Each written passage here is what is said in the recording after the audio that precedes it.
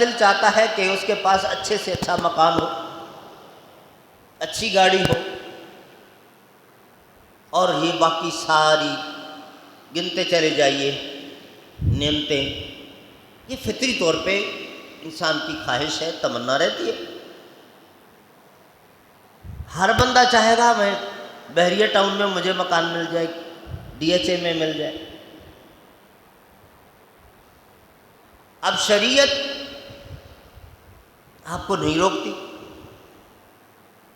لیکن ایک شرط لگاتی ہے کہ لیگل ریسورسز سے، جائز ذرائع سے آپ اچھے سے اچھا گھر بنا سکتے ہیں بنائیں، اچھی سے اچھی گاڑی رکھ سکتے ہیں رکھیں۔ چنانچہ حلال کمائی سے اگر آپ ڈی ایچ اے میں، بحریہ ٹاؤن میں یا کسی اور اچھے علاقے میں گھر بنا سکتے ہیں، جی بسم اللہ۔ اور اگر آپ کے جائز ذرائع آپ کو وہاں تک نہ پہنچنے دے رہے ہوں تو کامن سینس کی بات ہے۔ میں نے کہا نا، شریعت تو بہت اعلیٰ چیز ہے، آپ اپنے دنیاوی اصول اور ضوابط اور قانون اس کو بھی سامنے رکھ لیں۔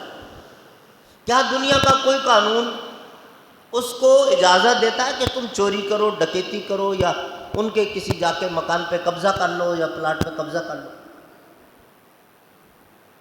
کہ مجھے یہ پسند ہے، میں یہاں رہنا چاہتا ہوں؟ نہیں کر سکتا۔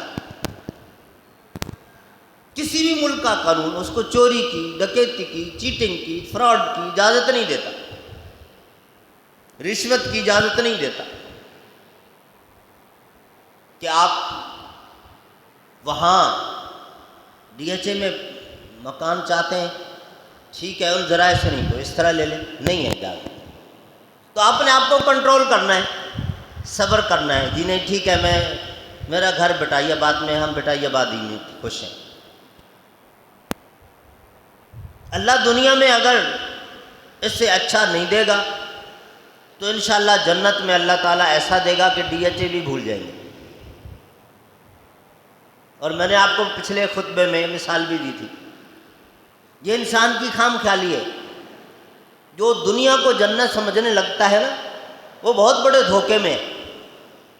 اللہ رب العالمین گاہے بگاہے ہمیں ایسے مشاہدات کروا دیتا ہے کہ سدھر جاؤ۔ پچھلے سال یہی موسم برسات میں کیا ہوا تھا ڈی ایچ اے میں؟ گورنمنٹ کی مشینری آئی اور ان بیچاروں کو گھر کی بالائی منزل سے اتارا، نیچے لے کے اتنا پانی بھر گیا تھا کہ ان کا تہہ خانہ بھرا ہوا، وہ سیڑھیوں سے اتر بھی نہیں سکتے۔ اب ہم نے ڈی ایچ اے کو آئیڈیل سمجھ رکھا ہے، تو یہ اللہ نہ کرے ان کے لیے سزا ہو۔ میرا صرف پوائنٹ یہ ہے کہ کسی بھی اچھی سی اچھی چیز کو آئیڈیل نہ سمجھے۔ دنیا میں آئیڈیل ہمارے لیے جنت ہے۔ وہاں بھی ایسے مسائل جو رہ رہے ہیں ان سے پوچھے تو ٹھیک ہے، لوڈ شیڈنگ نہیں ہوگی، پانی کا مسئلہ نہیں ہوگا، لیکن اور کئی ایک مسائل ان کے ہوں گے جن کو ہم بڑا دیکھتے ہیں، 20 گاڑیاں ان کے آگے پیچھے پروٹوکول کے ساتھ چل رہے ہیں، ان کے پاس علیحدگی میں بیٹھ جائیں تو وہ اپنی کتاب کھولیں گے پریشانیوں کی تو آپ حیران ہو جائیں گے۔ تو دنیا کو دنیا سمجھیں۔ اگر کوئی شخص دنیا کو جنت بنانے میں لگ جائے گا، بہت بڑا دھوکہ ہے، اس میں پاس تو ہو ہی نہیں سکتا، ٹارگٹ اس کو اچیو نہیں ہوگا، پریشانیاں بڑھتی جائیں گی، بے چینی بڑھتی جائے گی۔ جتنی قناعت اختیار کرے گا، صبر اور شکر اختیار کرے گا، اتنا ایزی لائف بسر کرے گا۔ تو میں جو بات آپ سے عرض کر رہا تھا کہ صبر ہر معاملے میں انوالو ہے۔ اب اسی طرح آگے بڑھیے، بیماریاں، بندہ بیمار،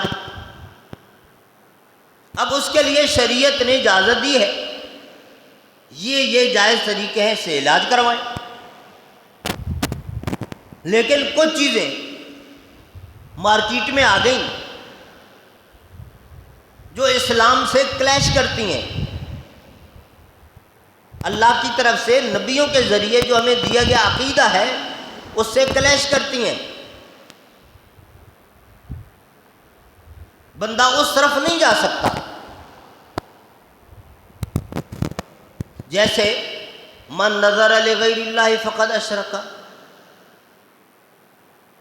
صدقہ خیرات بیماری میں حکم دیا کہ صدقہ بلاؤں کو ٹالتا ہے، لیکن وہ اللہ کے نام پر،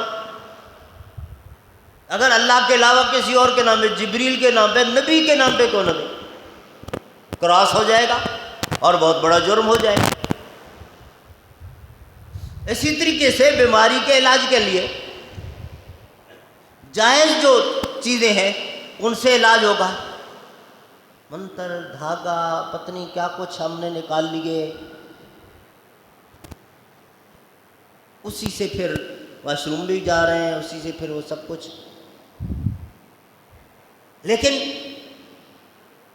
مشاہدہ کر لینا کہ اگر وہ بندہ بھی ایک وقت آتا ہے جب مر جاتا ہے، ہمیشگی تو کسی کو نہیں ہے، دوام تو کسی کو نہیں ہے، وہ تو صرف اس ذات کو ہے۔ وہ آپ کو تعویذ بنا کے دینے والا بھی مر جاتا ہے، تعویذ پہنا ہوا بندہ بھی مر جاتا ہے۔ ڈیڈ باڈی کو غسل دیتے وقت دھاگا کاٹ، کیوں مرا؟ ڈاکٹر سے علاج کروانے سے ڈاکٹر خود کیوں مرتا ہے؟ اللہ کا ایک نظام ہے۔ تو کوشش یہ ہونی چاہیے کہ فرما بردار مرے، نافرمان نہ مرے۔ اب آپ ایک غیر مسلم ڈاکٹر کے پاس اگر آپ گئے، آپ ٹینشن میں، پریشانی میں، وہ ٹھک سے آپ کو لکھ دے گا، جی وہ 3 ملی لیٹر بلیک وائن ذرا پی لیں، تھوڑی دیر کے لیے آپ ریلیکس ہو جائیں۔ اب آپ مسلمان ہیں، وہاں کوئی بھی سمجھدار آدمی آپ سے یہ نہیں کہے گا کہ جی علاج کے لیے خیر ہے آپ پی لیں۔ غیرت مند مسلمان وہ کہے گا نہیں، مر جانا قبول ہے، جس کو میرے رب نے حرام کر دیا وہ میں کیسے پیوں؟ بلکہ ایک قدم آگے اس کا عقیدہ ہوگا، اور یہی عقیدہ ہمیں رکھنا ہے کہ جو چیز اللہ نے حرام کر دی ہے نا، اس میں خیر اور شفا نہیں ہو سکتی ہے، یہ ہماری بھول ہے۔ میں نے آپ کو ایک مرتبہ ایک خطبے میں مثال دی تھی، خانہ کعبہ کے اندر لوگوں نے بت رکھے ہوئے تھے اپنی مختلف حاجات کے لیے، بیٹا چاہیے تو اس سے مانگتے، بیٹی چاہیے تو اس سے مانگتے، سر درد ہو گیا تو اس سے، پیٹ درد ہو گیا تو اس سے، الگ الگ ضروریات کے لیے بنا کے رکھے ہوئے، اور ان کو سب کچھ مل رہا تھا۔ کیا وہ ان کو بت دے رہے تھے؟ مٹی کے، پتھر کے بنے ہوئے جن کے اندر جان بھی نہیں ہے۔ وہیں پر وہ لوگ تھے جو ان کو نہیں مانتے تھے، ان کو بھی تو اللہ دے رہا تھا، اولاد بھی، رزق بھی، شفا بھی، تو پھر ان کو کون دے رہا تھا؟ امتحان تھا، اس میں فیل ہو گئے۔ تو اب دینا تو اس نے ہے، بندے کا امتحان ہے کیا وہ کیا کرتا ہے۔ جو اصل راستہ دیا وہیں تک محدود رہتا ہے یا ادھر ادھر بھی ہو جاتا ہے؟ کوئی بات نہیں، یہ ایک ٹیسٹ ہوتا ہے۔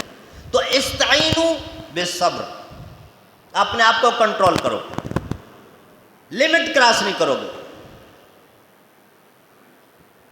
اس کے بعد والصلاۃ، دوسرا طریقہ جس سے تمہیں مدد ملے گی اللہ کی طرف سے، ایک تو یہ ہے کہ اللہ کے حکم کو بائی پاس نہیں کرو گے، کنٹرول کرو گے اپنے آپ کو، جس کو میں نے کہا لمٹ کراس نہ کرنا، اللہ کے قانون کو وائلیٹ نہ کرنا۔ دوسرا طریقہ والصلاۃ، اب صلاۃ کے 3 معنی ہیں، تینوں نبی کریم صلی اللہ علیہ وسلم کی تعلیمات سے ثابت ہے۔ مشکل میں، پریشانی میں، صدمے میں، ضرورت کے وقت، تینوں ثابت۔ پہلی حدیث، پیارے نبی صلی اللہ علیہ وسلم نے، صحابہ کرام نے نقل کیا کہ جو ہی کوئی حاجت آتی، کوئی ضرورت آتی، آپ صلی اللہ علیہ وسلم فَفَزِعَ إِلَى الصَّلَاةِ، 2 رکعت 4 رکعت نوافل اللہ کے حضور ادا فرماتے۔